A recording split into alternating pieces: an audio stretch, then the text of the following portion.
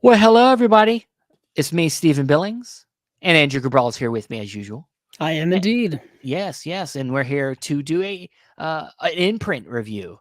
We haven't been done one of these in a while, so now we're getting back in the game, and we are doing what I believe is some December releases from Imprint Films. They Yes. got sent to us a little late, um, but we're now finally getting around to it here in February. So um, we got a couple awesome releases from them from December. And we'll start with Andrew. Andrew's got one. I Oh, got one. threw me a little curveball there. So I yeah, I know. just have one film here, and this is the Bob Fosse film from 1974, simply titled Lenny, starring Yes. Dustin Hoffman as the great legendary comedian Lenny Bruce. And now this is an interesting film here. I think just for people who are fans of stand-up comedy, fans of comedy in general, fans of interesting individuals who were very much ahead of their time in Lenny Bruce. And Bob Fosse, also a incredibly immensely talented individual, dealing with his own set of demons throughout his life and career, similar to Lenny Bruce, really. And Bob Fosse, I think, only directed like 5 feature films or something like that. It was a very small amount, and this just happened to be one of them. And this was, of course, one he had done before he had done his more famous work, All That Jazz, which of course has Criterion Blu-ray release. It's been around forever, much lauded film, fantastic film, really. But this is Lenny. And this film here, like I said, is put out by Imprint. This is Imprint number 286. They're well over 300 now, I believe, Stephen, or Yeah. approaching 300 releases. In typical Imprint fashion, side placement of the packaging or the case, if you will. And we have some artwork here. There is no reversible artwork but there is inner artwork, which I'll show off in a few seconds. Here on the front, you have Dustin Hoffman as Lenny Bruce. And then you have the woman he was in a relationship with, a much tumultuous relationship with, and you see that throughout this film. This film is actually really, really good. If you love biopics, this is a very good one, I think, about a very interesting individual. I talked a little bit about it when we covered it on Chasing Labels. And so I got into the film and kind of the person that was Lenny Bruce and how he's very much an icon, especially for stand up comedians, kind of an inspiration for so many that came after him. George Carlin, Richard Pryor, et cetera, goes on and on. But this is the inside of the packaging. Like I said, there's that inner artwork, once again featuring Dustin Hoffman as Lenny Bruce. And you have the disc art here, which is the same as the outer box. And there's a better shot of that here.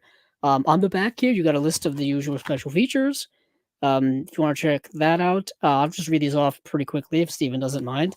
Um, Sure. we've got 1080p high definition presentation, audio commentary by film historian slash filmmaker Daniel Kramer and filmmaker Henry Jaglom from 2023. That's interesting because Henry Jaglom, if I remember correctly, he was part of the whole BBS scene back in the 60s and 70s. If you have the BBS box set, he's on there, and I think one or two of his films are in there. He did a book a few years ago called, I think, Lunches with Orson Welles, which I've always wanted to get, but that's just me. But next, we've got audio commentary by film historians Nick Redman and Julie Kergo, and that was taken directly from the Blu-ray that Twilight Time had put out in 2015, and the only special feature on that was that audio commentary, so that carries over. So if you have that release and you're wondering if you want to get this release, but you don't want to lose anything, you're not going to lose anything.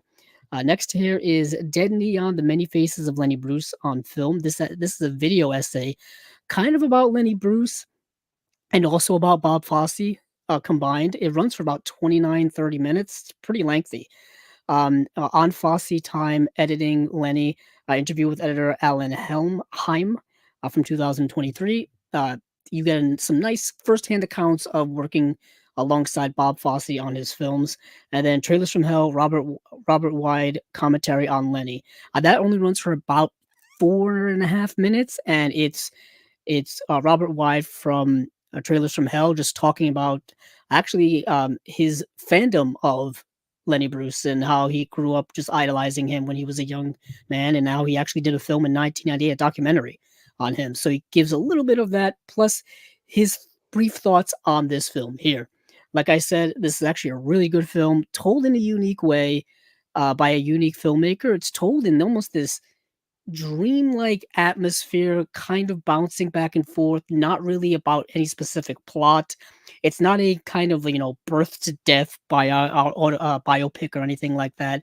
It's very much centering on the tumultuous life of one Lenny Bruce and how he fought back against really the systems that tried to oppress him and hold him down, specifically the legal system, specifically like the church, and specifically just all kind of criminal elements in terms of like him committing crimes that by modern day standards were not really crimes. Saying the F word would get you arrested back then doing stand up. Saying sexual jokes back then doing stand up would get you arrested. You know what I mean? Things like that that are very much commonplace today got him arrested back in the day, and he was a very interesting figure. Like I said, way ahead of his time. This is a nice little release here. If you can still get your hands on it, I would highly recommend it. Not only because it's a good, solid release, but because the film is also really good. Awesome. Yeah, it's one I still wanted to see.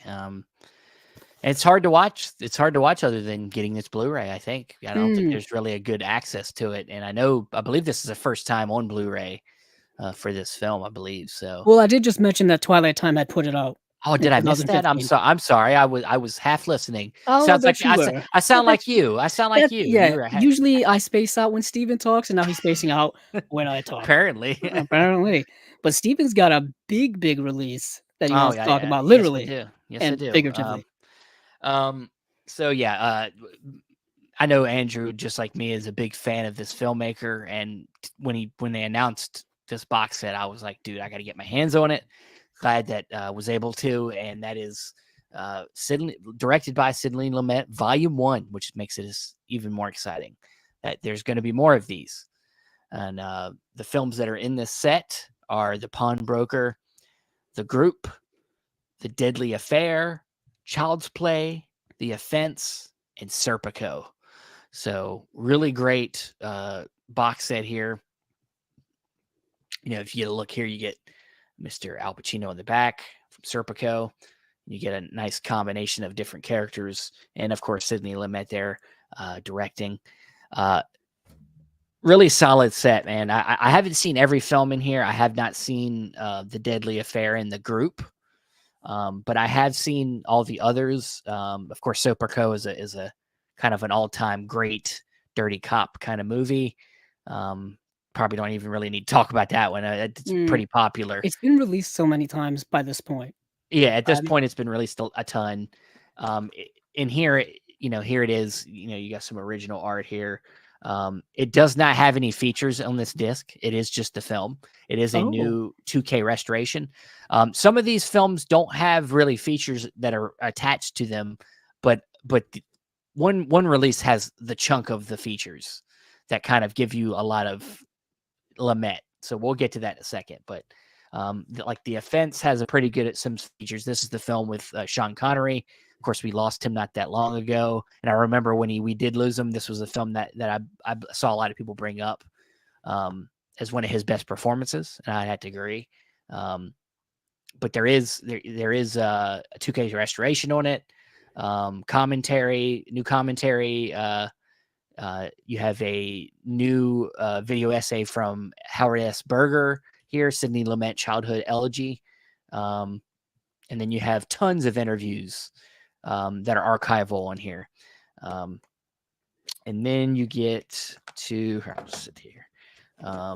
You have Child's Play, which only has a couple, it's got an interview designing Sidney, interview with production designer Philip Rosenberg from 2023.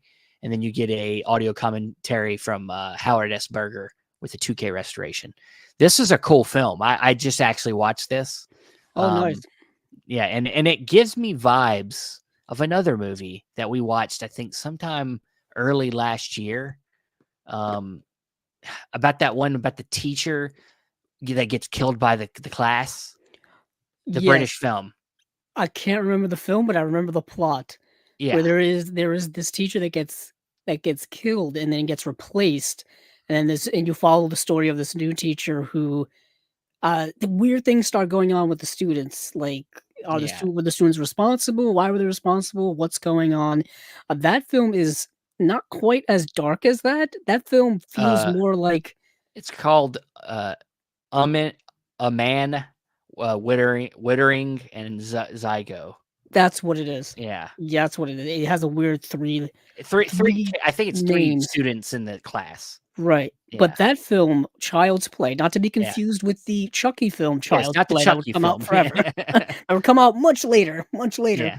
Yeah. That film is dealing with once again a teacher being hired brand new as a phys ed teacher, physical education Yeah. teacher, and it's Bo Bridges, I believe, Yes. young Bo Bridges, and he comes in and he kind of gets caught in the middle of this rivalry between these two older teachers that were there, and it just so happens that they were his teachers when he was at that school.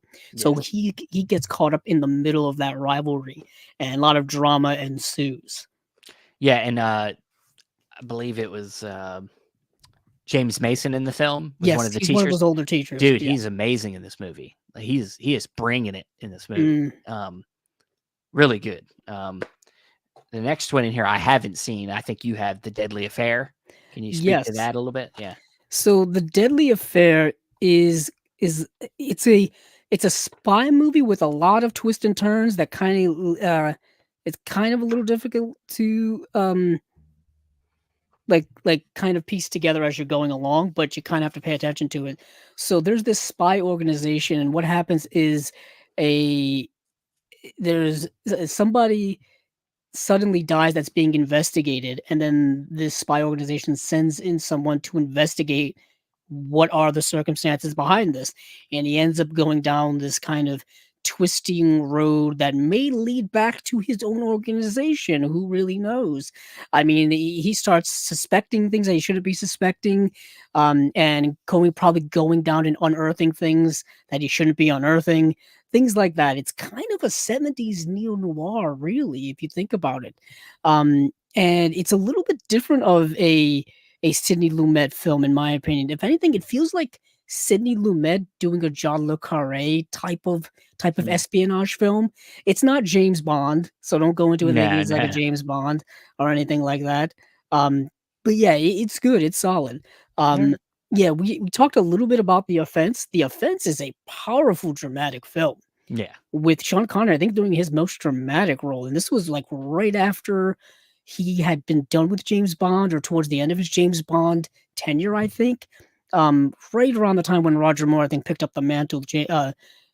He had done, what's his name? Sean Connery had done this film in which he is a cop who kills a suspect who is believed to have, I believe, abducted and killed like a young child.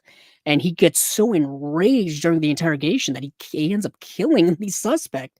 And you end up having to deal with the consequences of that, but you're also dealing with what his internal strife is and how the job is basically just driven him to this point because Yeah. he's got to deal with like the lowest of low when it comes Yeah. to criminals. Yeah, it's Uh, good. it's Yeah. good. It's good. What else is in that box set, Steven? There's Well, other I was than gonna say Serpico, to which go is along great. with that. Yeah, I was just say going along with talk about Connery and Lumet working together. This wasn't the first time they'd worked together either. They'd done a movie we talked about. I think it might have even gotten an in-print release, or it was somebody put it out. Maybe it was Kino, The Hill, with Connery, where he is in that military, prison camp, and he has to climb that sand hill multiple times. It's really good. Lumet did it, I believe, back in the 70s. It was in the middle of him doing James Bond. It Hold was on, like let me check. uh, Yeah, it's a little too late to check, but that's interesting. I don't think I'm trying to remember that movie that you're talking about, you Steven. I don't remember can't. The Hill? No. Is it just Yeah, called The Hill? yeah, it's called The Hill. All right, I'm scrolling back to his IMDb. Um, Yeah, I'll find it for you, man. yeah. Oh, you know what? It's 1965. You're a There you little, go. Okay, yeah, little a little late. earlier than this box set covers. Which is interesting to me because I'm hoping that the I guess will cover more of his prominent 1970s work in Dog Day Afternoon, in Network, things like that. Perhaps will be in volume 2. We don't really know at I this don't know. I point. mean, there are a lot of outliers that that are lesser known that I think I would say most of these are going to cover. I mean, who knows? We never know, but it's.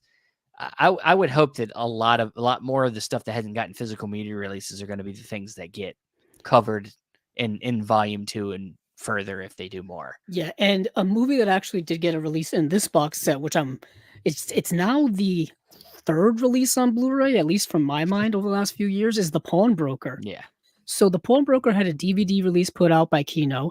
It had a Blu-ray release put out by Kino, and it had a Blu-ray release, I think, put out in the UK by, oh, let's see, maybe BFI, maybe, um, I have it. I just don't yeah, remember. maybe. But the thing is with those releases is they didn't have special features. Yeah. Um, Yeah, this has all the special features. it was the BFI, but this one actually has new special features, Yeah. which excited the heck out of me seeing that. I wish they would have sold that individually because now you have to get the whole box just to Well, get the pawnbroker if you want it. before we go into the Pawnbroker, I was leaving that for last because it had the most features. Ah, The Group is the other film. Um, it does have a audio commentary with our friend Adrian Martin oh, uh, nice. from 2023. So new audio commentary on it. But this is one I haven't seen either. And it's based off the documentary I watched, this was a unique film in his career because it was, of course, all women pretty much all women cast, and it was just a very unique film in his filmography of the time. So I'll be excited to take a look at it. But The Pawnbroker, yes, probably it might be my favorite Lumet. It's hard because 12 Yeah, Angry Men is so good. to But me, it's probably 12 Angry Men. I know I that's don't know. not. This movie is just so fucking Yeah, that heartbreaking. movie, that's like a 5-star movie if you're rating it on Letterboxd for Yeah. me. Um, Pawnbroker is a 5-star movie. Like it's really amazing. It may be, I know Serpico people love, but it may be the best movie in that box set, in my opinion. I think it Um, is. It yeah, leads the but yeah, box set.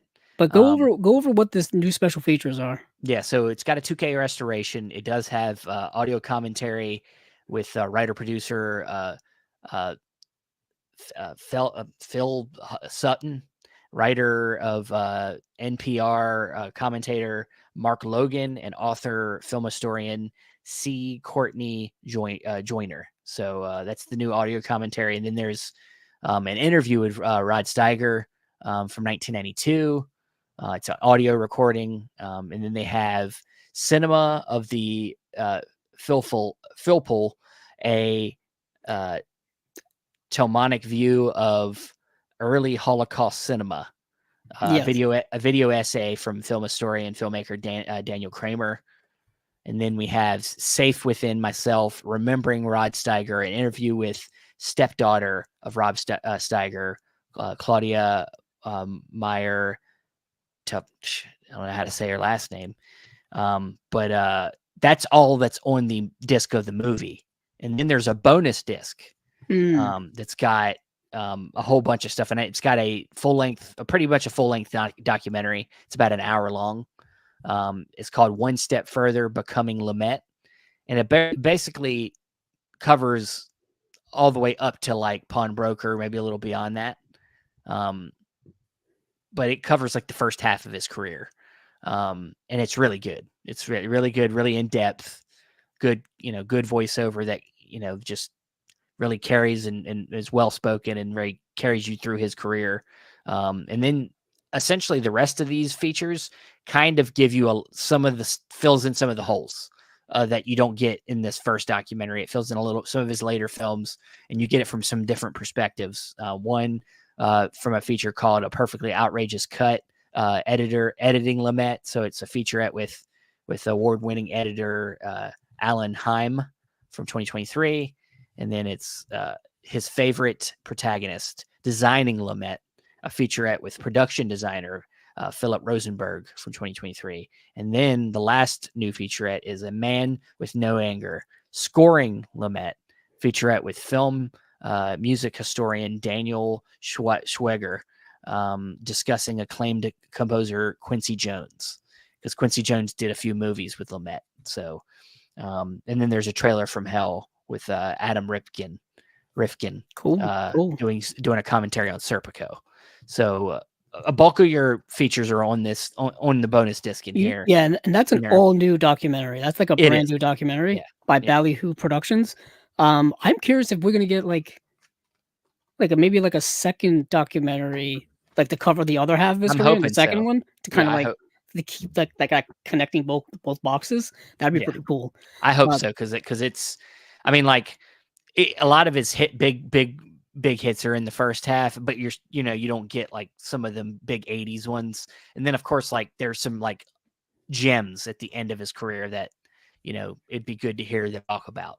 So, um, yeah, I mean, I love Lumet. Lumet's a filmmaker that I kind of hope to get everything he has one day. that's a Um, goal of mine as well. yeah, well, that's a goal of you on almost everybody. Oh yeah, that's kind of true. I am a bit of a completionist when it comes to most people and that I love in cinema. Yeah, Yes, there's a few Sidney Lumet gaps I've got to fill. yeah, Some are in that box set. To be honest, I don't have most of those films in that box set. I've got Serpico on DVD. I've got Serpico on Blu-ray, and there's a 4K of Serpico that's circling around as well. There's that release as well.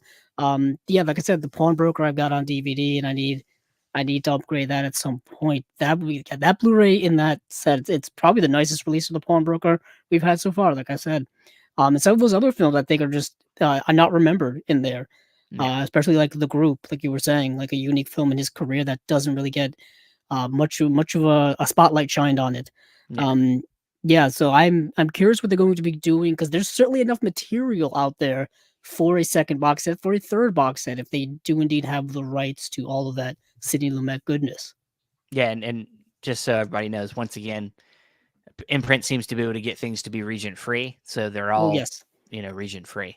So I had no problem playing them on my Region A player. So neither did I. um, I didn't have any issue with Lenny as well. yeah, Um, no issue whatsoever, and I don't think anyone's had any real issue with anything Imprint in Region A land so far. yeah. I So don't know. all I don't know. 300, nearly 300 releases have been pretty good so far. Yeah, I don't know how they get by with it, but they're making it work. Just keep doing it. But yeah, I mean I can't wait to see what they got coming out with Lumet next. So, All right. but awesome. Well, that is it for this little kind of mini micro review of these two releases. We hope we brought you something that will get you excited about them. Hopefully, it's still in print. I don't know if they are or not, but hopefully they are still available for you. I'm sure that if the limited edition's sold out, there's still some, especially Lenny. There's probably some standard edition coming out. So, but all right, guys, thanks for watching, and we will see you around.